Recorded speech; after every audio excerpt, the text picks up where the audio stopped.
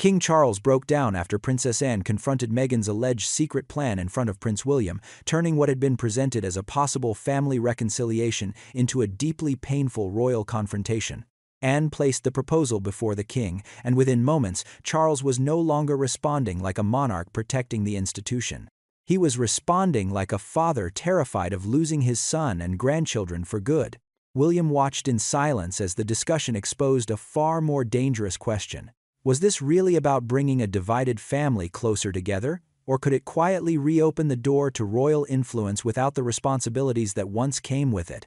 Before we uncover what happened behind those closed doors, make sure you're subscribed.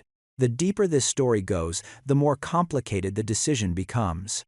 But Anne's confrontation only makes sense when we understand why Charles was so emotionally vulnerable to the proposal and why William had already begun to fear that something much larger was taking shape. The room changed the moment Princess Anne placed the document in front of King Charles. Until then, the discussion had been controlled, almost procedural, but the proposal she brought into the meeting was anything but ordinary. It outlined a possible route toward renewed royal visibility for Meghan, Harry, and their children, touching on family access, public appearances, security, and ceremonial participation. Charles read the pages slowly. He did not immediately challenge Anne. He did not ask for clarification. Instead, his expression hardened before suddenly giving way to something far more vulnerable. William, watching from across the room, noticed the change first. Charles had spent years dealing with criticism, controversy, and pressure surrounding his family. Those things could be managed. This was different. The proposal reached directly into the wound he had never been able to close. His relationship with Harry and the distance between himself and his grandchildren. Anne understood exactly what she was exposing. She was not simply questioning whether Meghan should attend a family gathering. Her concern was that private reconciliation could become connected to public royal standing. If family access gradually led to ceremonial prominence, public recognition, or influence around official occasions, where would the boundary between family and crown finally be drawn? Charles reached the section concerning the grandchildren and stopped. For several seconds, nobody spoke. William could see that his father was no longer reading the document as a matter of royal policy. He was reading it as a father who understood that refusing the proposal might carry another painful consequence. Greater distance from Harry and the children. Anne remained silent. She knew Charles was hurting, but she also believed that this was precisely the moment when emotion could become dangerous. The king eventually removed his glasses and placed them beside the papers. His silence said more than an argument could have. William had expected resistance from his father. What he had not expected was to see Charles struggling so visibly with the possibility that protecting the monarchy might require another personal sacrifice. Yet William's concern went deeper than that. He had noticed something in the proposal that Anne had not yet fully explained. Something that suggested the document was not simply asking for family forgiveness. It appeared to raise a much larger question about what kind of place Meghan and Harry could occupy around the monarchy if private reconciliation ever became public reality. Charles looked toward Anne. She knew the question had finally arrived. William remained still, but his expression had changed. Whatever he had seen in the proposal, he was not prepared to dismiss it as a misunderstanding. And before Charles could make any decision, William was about to explain why the document frightened him for reasons that had little to do with family feelings alone. The confrontation had begun with Anne challenging a proposal, but it was rapidly becoming something far more consequential, a test of whether Charles could separate the love of a father from the responsibility of a king. For Charles, the most painful part of the proposal was never Meghan herself. It was what refusing her could mean for Harry, and more painfully, for the grandchildren he had already spent too much time away from. The king understood the institutional argument. He knew that royal duties carried expectations, responsibilities, and restrictions that did not apply to ordinary family relationships. But understanding something intellectually did not make accepting it emotionally easier. Charles still hoped that the distance between himself and Harry could eventually narrow. That hope made the proposal difficult to examine without feeling its personal consequences. Anne saw the danger immediately. She knew her brother wanted peace within the family. She also knew that a decision made from guilt could create consequences long after the original emotions had disappeared. To Anne, the question was not whether Charles should forgive Harry or welcome his grandchildren. Those were personal matters. The concern was what might happen if forgiveness became connected to official recognition. William understood that distinction differently. He did not appear eager to reopen old family wounds. In fact, his reluctance suggested that he understood exactly how painful another confrontation with Harry could become. But he feared something his father was struggling to see. If Meghan and Harry were allowed to return gradually through selected public appearances, without formally resuming the responsibilities expected of working royals, the arrangement could become impossible to define. They might remain outside the institution while still benefiting from its visibility. And once the public saw that arrangement, expectations could follow. One appearance could lead to another. One exception could become a precedent. A precedent could eventually become something the palace would be expected to repeat. That was why William's concern was not simply about the present. He was thinking about the future. One day, the decisions being made in rooms like this would belong to him. If an unclear arrangement were established under Charles, William could inherit not only the crown but also the consequences of every compromise made before him. Yet Charles could not ignore the personal cost. He had already watched family relationships become increasingly distant. He knew that another firm rejection could be interpreted by Harry as another closed door. And if that happened, Charles feared that the grandchildren might become even more difficult to reach. That possibility weakened his certainty. Anne noticed it. She did not mistake Charles's hesitation for weakness. She understood that he was trying to protect two things at once: the monarchy he had sworn to serve and the family he desperately wanted to keep together. But those two responsibilities were beginning to pull him in opposite directions. William remained cautious. He knew his father wanted an answer that would hurt no one. There might not be one. And then Anne revealed something that changed the atmosphere completely. The proposal on the table, she explained, was not the first request that had made her uneasy. There had been an earlier moment, quiet, private, and easily dismissed at the time. A request that seemed harmless when it first arrived. But looking back at it now, Anne believed it may have been the first sign that the question of family reconciliation was becoming something much larger. And if she was right, the document Charles was holding had not appeared out of nowhere. It had started with a much smaller test of the palace's boundaries. Long before Princess Anne confronted Charles with the larger proposal, there had been another request. At the time, it did not appear significant enough to trigger a major confrontation. Communications between the Sussex household and royal representatives had begun moving carefully around the possibility of renewed family contact. The language was cautious, emphasizing private meetings, family occasions, and the possibility of easing old tensions. Charles welcomed the opening. For him, even limited contact represented something valuable. He had no desire to keep every door permanently closed, particularly when Harry's relationship with the wider family remained fragile. Anne, however, began paying closer attention to the details. The requests gradually moved beyond simple family contact. Questions began appearing about ceremonial attendance, public positioning, media arrangements, and how Meghan might appear alongside senior members of the royal family. None of these requests, considered individually, necessarily proved anything. Together, they made Anne uncomfortable. Ceremonial positioning inside the monarchy carries meaning. Who stands beside whom, who enters first, who receives recognition, and who appears alongside senior royals can communicate a level of belonging even without a formal announcement. Anne understood that. Charles initially saw those details differently. He believed flexibility might be necessary if the family was ever going to move beyond its old divisions.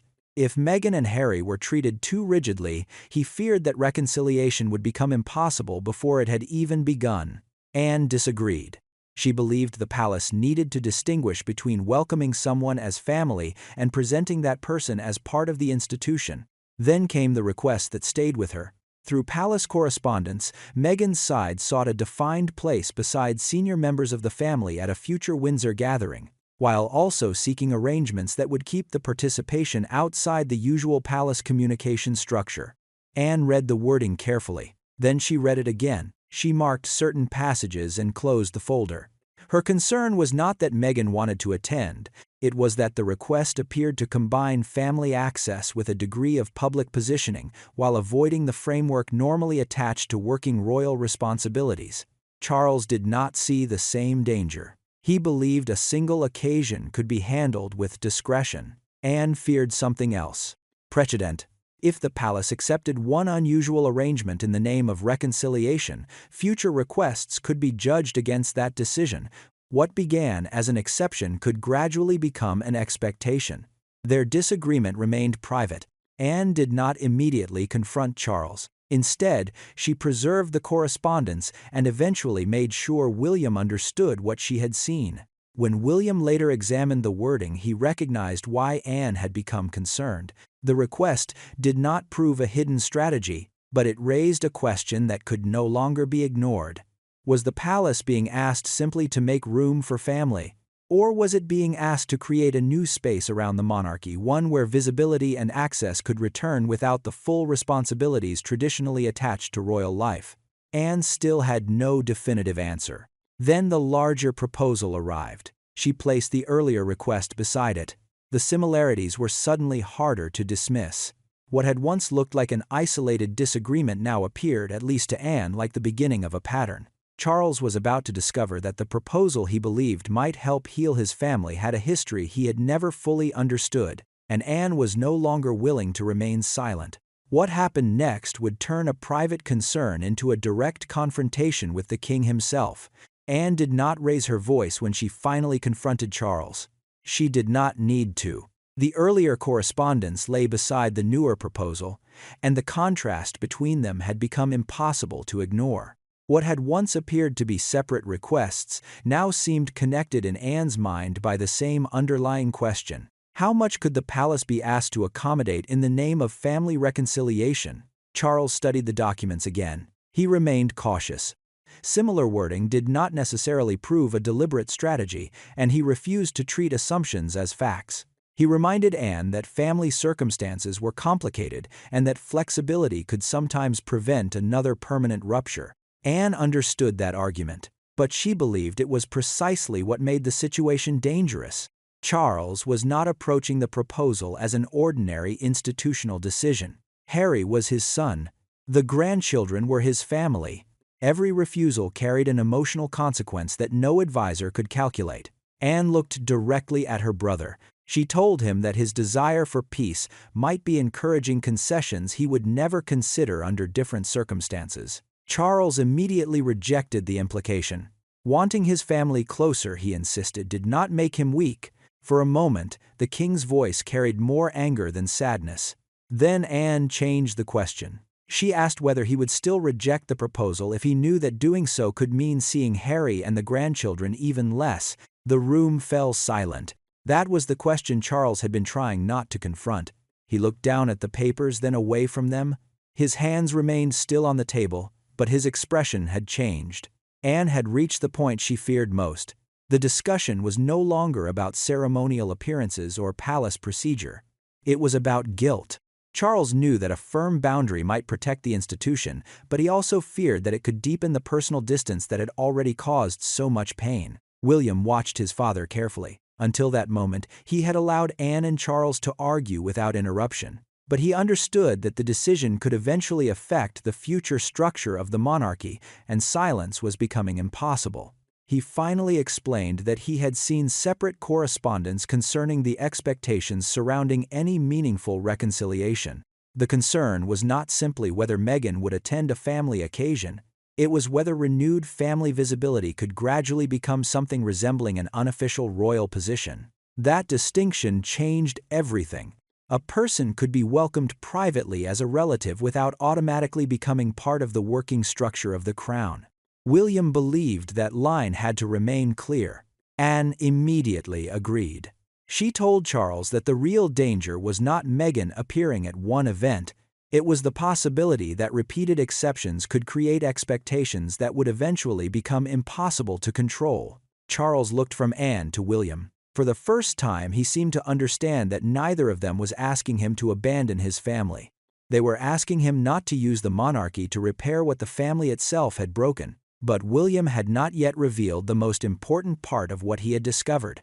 He had seen something that made him believe the proposal could create a problem far beyond one family disagreement. Charles turned toward him. "What exactly are you afraid of?" William hesitated. The answer would not simply challenge Meghan's proposal, it would force Charles to reconsider what reconciliation itself might cost. And once William explained it, the argument would no longer be about whether the Sussexes should come closer. It would become a question of who ultimately controlled the boundary between private family life and the crown. William did not answer immediately. He looked at the proposal once more, then at his father. What concerned him was not the possibility of Meghan attending a family occasion. It was what could happen if private reconciliation gradually became connected to public recognition. William explained that the correspondence he had seen suggested expectations extending beyond simple family contact. Any meaningful return appeared to involve greater visibility around senior members of the royal family, participation in important occasions, and recognition that could easily be interpreted by the public as a restoration of royal standing. That distinction was crucial. Private family access was one matter. Official royal responsibility was another. William feared the proposal could create something in between, a position with the visibility and influence associated with royal life, but without the clearly defined duties and accountability expected from working members of the monarchy. Charles listened carefully. At first, he seemed unconvinced. He reminded William that circumstances were unusual. If the family was genuinely trying to heal, perhaps some flexibility was unavoidable. William understood that argument, but he believed the consequences could extend far beyond the immediate family. If Meghan and Harry appeared at selected occasions without formally returning to working royal duties, the public would still see them beside senior royals. Their presence would carry symbolic authority even if no official title or role were restored, and once that image became familiar, expectations could follow. Another invitation. Another appearance. Another exception. Eventually, what began as flexibility could become precedent.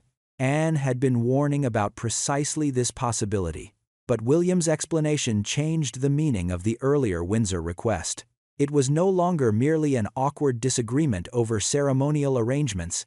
At least from their perspective, it represented a test of how far the palace might separate royal visibility from royal responsibility. Charles became visibly unsettled. He realized that the issue could not be solved simply by deciding whether Meghan was welcome at a particular event. Every decision could influence what future members of the family might expect. The monarchy depended not only on tradition, but on clearly understood boundaries. William then made the point that hurt his father most. He said reconciliation should never require the crown to create an ambiguous position for someone who no longer carried official royal duties. Charles looked down. He understood the logic. But logic did not erase the emotional reality. If he accepted William's position, Harry might see it as another rejection.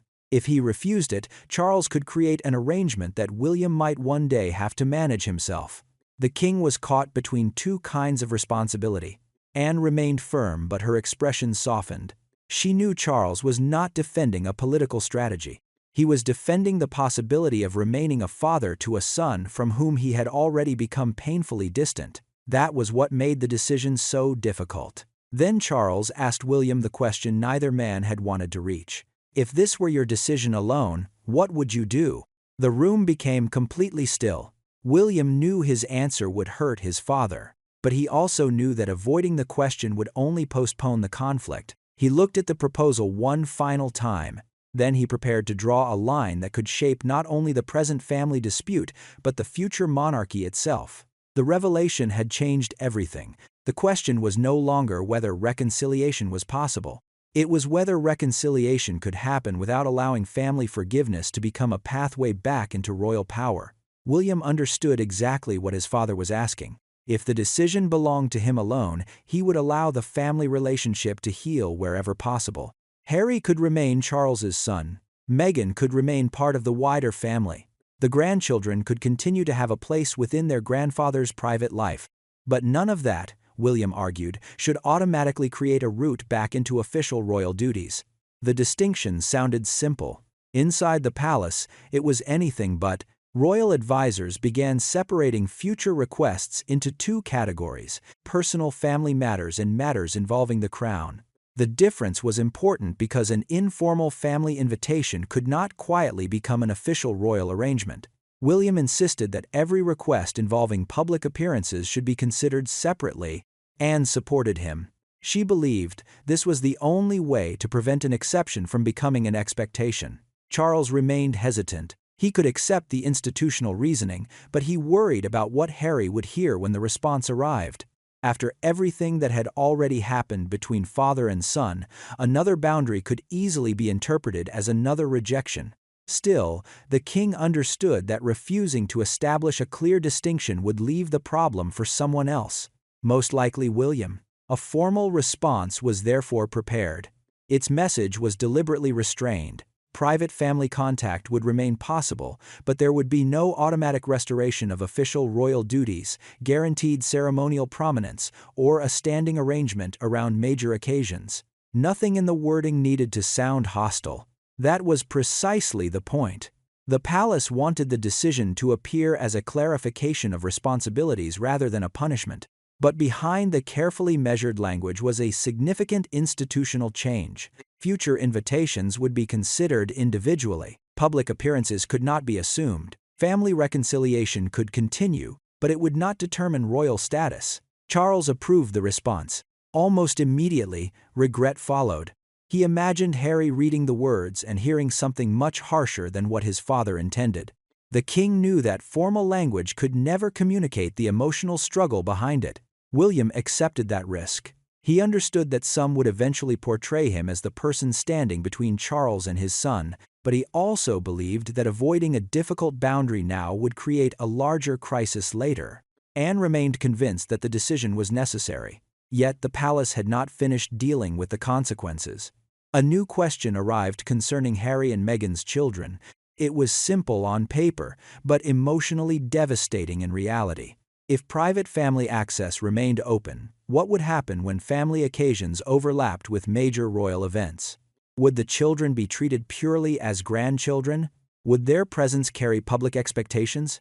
Could Charles separate his role as grandfather from the institution he represented? The question struck directly at the weakness Anne had identified from the beginning. Charles read the message and went quiet. He folded the paper and placed it inside a drawer, leaving his hand there for several moments. Then he made an unexpected decision. He asked the advisors to leave. He did not want another carefully drafted response. He did not want another meeting filled with officials, briefing papers, or formal language. He wanted to speak to William alone. Because the institutional decision had been made, what remained was something no royal procedure could solve. A father needed to tell his son why saying no had hurt him so deeply. And behind the closed door, Charles was finally going to reveal what he had been protecting all along. When the door finally closed behind the advisors, the atmosphere changed. There were no officials left to interpret Charles's words, no briefing papers to hide behind, and no formal language capable of softening what both men already understood. For the first time that evening, Charles and William were simply father and son. Charles admitted that the possibility of renewed family contact had affected him more deeply than he had allowed anyone to see. The institutional consequences had never been his greatest fear. Losing more time with Harry was. Losing more moments with his grandchildren was even harder to contemplate. Charles could survive criticism. He could survive another difficult headline. He could even endure accusations that he had handled the situation badly. What he could not easily accept was the thought that another firm decision might create years of silence that could never be recovered. William listened without interrupting. He understood the pain because he carried his own version of it. The disagreement with Harry had changed the family permanently. William did not pretend otherwise. He missed the brother he once knew. But he also believed that emotional reconciliation could not depend upon recreating an official arrangement that had already proved impossible to sustain. He told Charles that private forgiveness did not need institutional permission. His father could see Harry. He could welcome his grandchildren. He could continue hoping that old wounds might eventually heal. But that did not mean the monarchy had to provide an official platform for that reconciliation. Charles looked down at the table. Then he admitted something more difficult. Guilt had influenced him. Whenever the possibility of compromise appeared, he found himself thinking about what another refusal might cost the family. Each concession seemed small when viewed alone, but together, those concessions could eventually create a structure nobody had deliberately chosen. That was what Anne had been trying to prevent. William did not celebrate being right. Instead, he explained that he did not want to punish Meghan or Harry. He wanted to prevent private pain from becoming institutional uncertainty. A royal position carried obligations. It meant public responsibility, accountability, and expectations that could not simply disappear whenever circumstances became uncomfortable. Charles finally understood the distinction. For years, he had wanted the impossible, a solution that could repair the family without forcing anyone to surrender anything. Perhaps there was no such solution. William then offered the compromise he believed could survive beyond the immediate crisis. Charles could pursue reconciliation privately. The family door could remain open.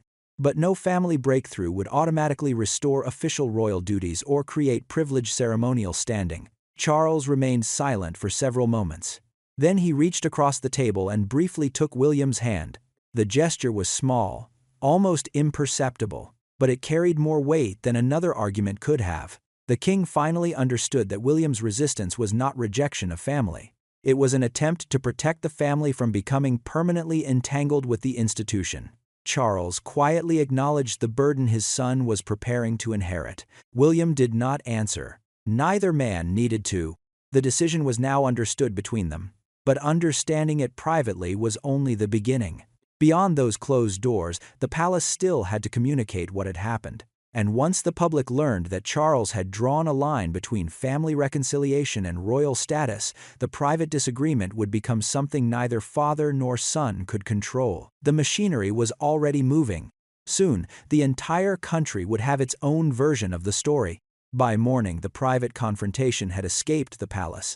The public did not see Charles struggling with guilt. They did not hear the silence between father and son. They did not witness Anne forcing the king to confront the difference between family reconciliation and royal responsibility. Instead, they received a much simpler story. The palace had drawn a boundary. Private family contact could continue, but there would be no automatic return to official royal duties or guaranteed ceremonial prominence.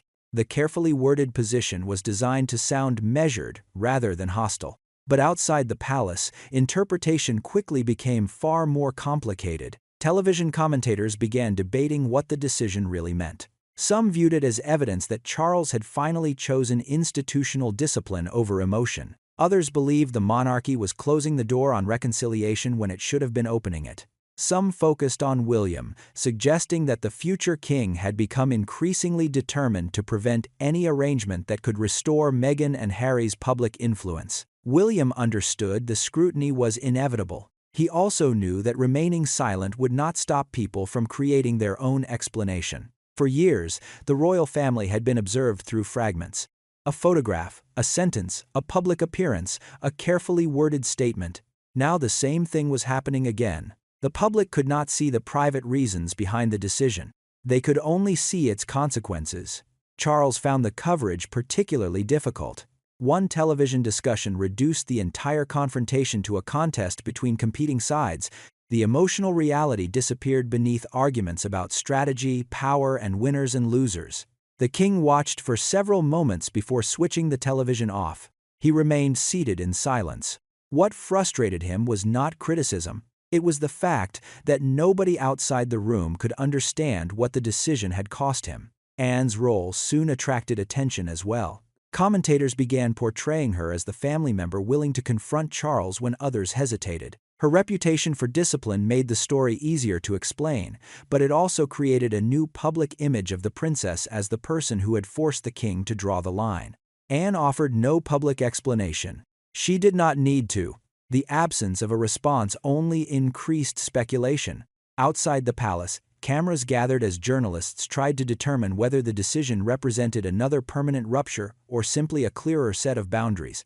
The public debate became increasingly emotional. For some, the issue was about forgiveness. For others, it was about whether royal status should ever be separated from royal responsibility. And for many, the grandchildren became the most painful part of the discussion. That was the detail Charles could not escape. He knew the headlines had reduced an intensely personal decision to a question of institutional control. But behind every official statement remained the same private reality. Harry was still his son, and the children were still his grandchildren. William also understood the emotional cost. He knew some would accuse him of placing the future of the crown above the possibility of family repair. He accepted that criticism because he believed the alternative would create a problem that might become even harder to solve later. The palace had drawn its line. Now the public was deciding what that line meant. Then, amid the noise, one carefully observed royal appearance began attracting attention. There was no dramatic announcement, no confrontation, no angry exchange, just a few seconds of body language, positioning, and distance. Yet those quiet details appeared to reveal more than any official statement had. The private decision had become visible, and what the cameras captured next would show whether Charles had truly accepted the boundary or whether the pain behind it was still impossible to hide. The moment itself lasted only seconds. There was no confrontation, no dramatic announcement, and no angry exchange for the cameras to capture. Yet the public appearance that followed the palace decision carried a quiet significance that words could not easily explain. Charles appeared composed, but those watching closely could see a difference. His expression was controlled, his movements deliberate, and yet there was a heaviness that had not been visible before the private confrontation. William stood nearby with the restraint expected of a future king. Anne remained equally composed. Nothing appeared unusual. And that was precisely what made the moment so revealing. The monarchy rarely explains every private emotion behind a public appearance. Instead, meaning is often communicated through small details. Who stands beside whom, who approaches first, how long a greeting lasts, and whether someone is included or kept at a careful distance. That morning, those details seemed to reinforce the boundary Charles had accepted. Family relationships could remain personal. Royal authority remained institutional. The distinction was subtle, but it was now visible. William appeared comfortable with the arrangement because it reflected the position he had defended privately.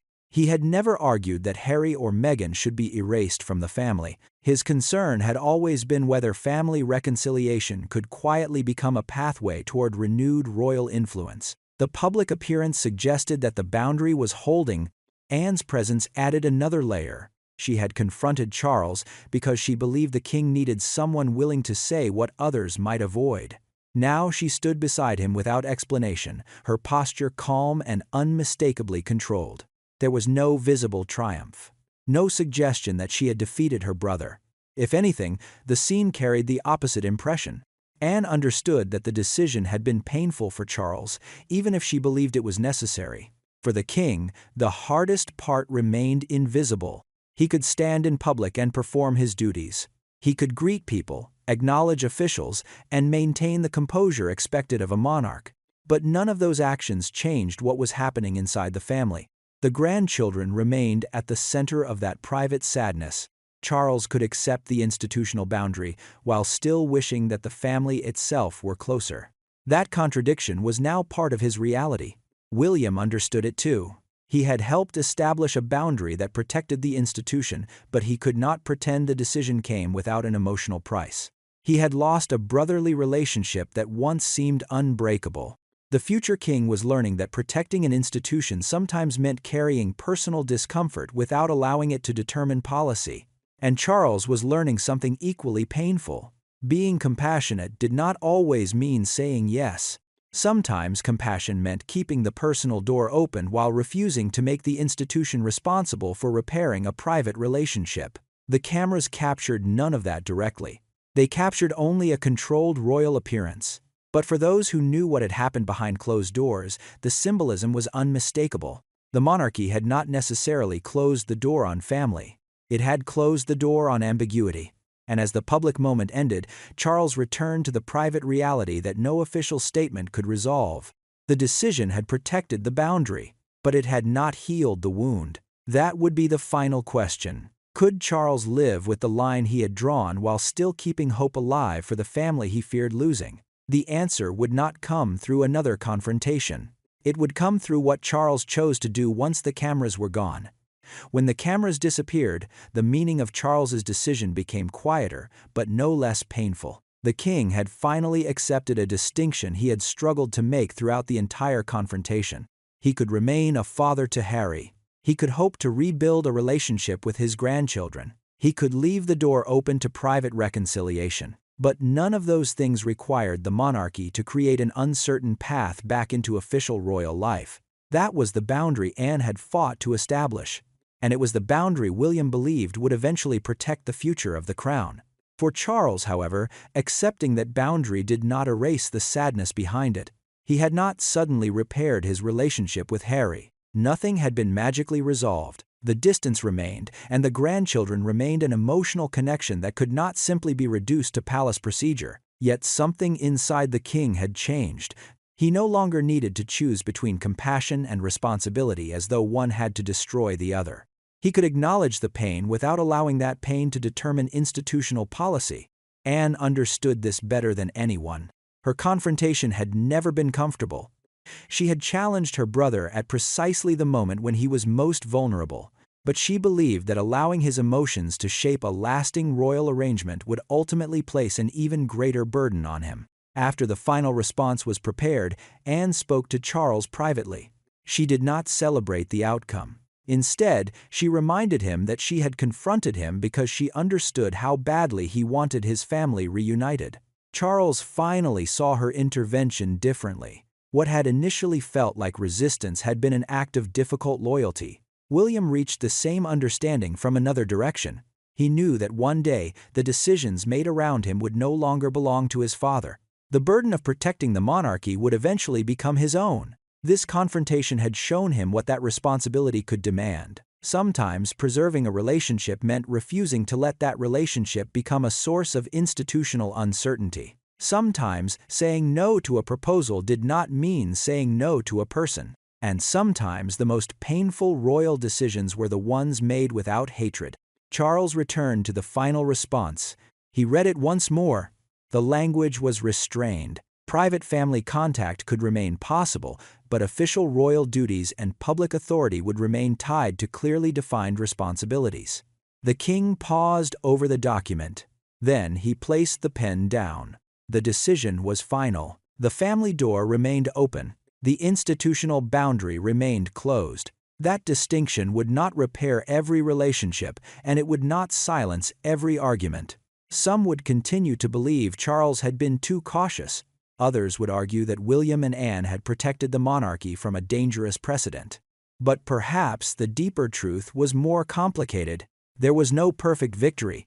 Charles lost the certainty that family reconciliation could be achieved through compromise. William accepted the possibility of being misunderstood. Anne accepted the pain of confronting her own brother. And the family itself remained unfinished.